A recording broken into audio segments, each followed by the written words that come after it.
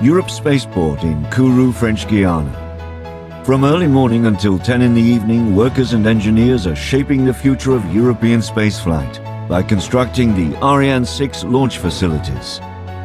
With ESA's newest launcher's first flight planned for 2020, this massive project has to stay on schedule, and so far it's doing so. Today one can already see the layout of the future Ariane 6 site with two zones, a brand new assembly hall and launch pad.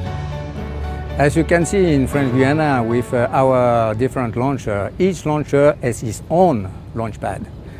It's not the same that in certain places in the world. In the States you have one launch pad for several launchers, but that's not our philosophy.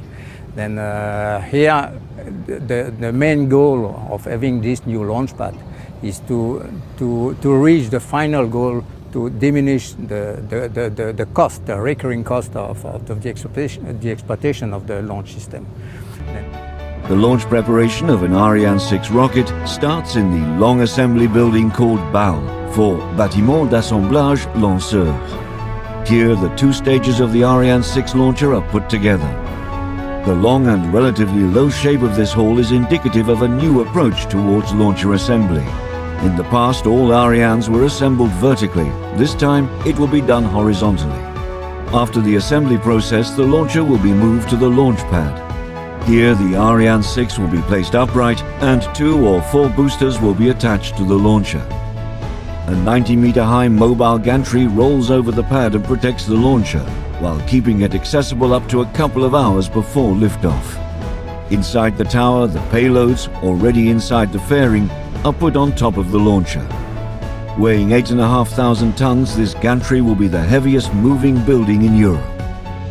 The launch pad has a massive concrete hole with 2 long tunnels at each side, so that when the Ariane 6 engines are fired, the flames will escape through these flame deflectors.